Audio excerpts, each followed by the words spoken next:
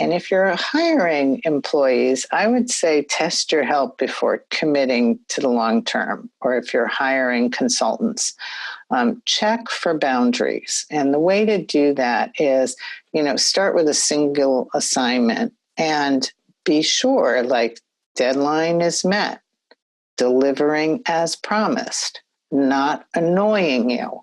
That's important. And listen to what they say to you about that assignment. If somebody says to me, and I've given them like a test kind of project, and they're just doing a single off project, and they come back with feedback like, gosh, that was such a crunch for me, and I almost forgot the last piece, and I can see that it was stressful for them to work. I'm not going to want to keep working with somebody that has such a hard time managing their own work schedule and their own boundaries, that they're having lots of emotions around it. I want to work with people that deliver on time, that aren't sweating over the deadline, that I can count on. I know what my list is that I need from people if they're going to work with me on something. And I want you to know what your list is of things that you need from people. And you can't know this before you hire somebody.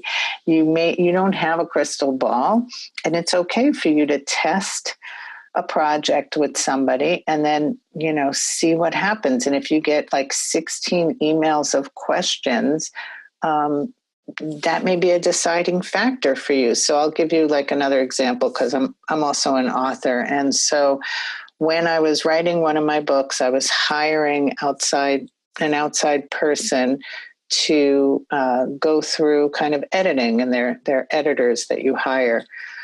And I checked on people, and I kind of narrowed it down to 3 people, and I couldn't decide who would be the right editor for my book. And so what I did was I created a 2-page test, and I said I would pay them for this. And I said, please edit these 2 pages so I can see a sample of how you edit.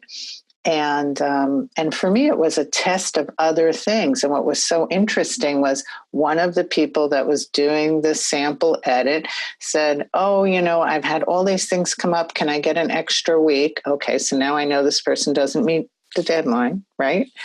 And the other person, somebody had emailed me like 10 different questions. And I thought, oh my gosh, if you have 10 questions on the first 2 pages to edit, what's going to happen when I give this person the whole book? I will be spending all of my time answering questions. So I thought, So I went with the third person, who ended up kind of handing it in on time, said, I had one question for you, and I can re-edit this if the question changes that, but let me know. And I ended up working with them on the project, because how they worked, how their boundaries would work with my boundaries, was a really good fit. I don't have time to work with somebody that has 15 questions on 2 pages of editing. I don't have that kind of time available. I'm doing other things. So I highly recommend that you always check for boundaries. And people have found this really useful as entrepreneurs and in their business practices. So you come up with your test and figure it out so that you know ahead what the boundaries look like. Now, that's not always going to work forever. Of course, other issues are going to come up, but you can eliminate a lot by testing for this skill.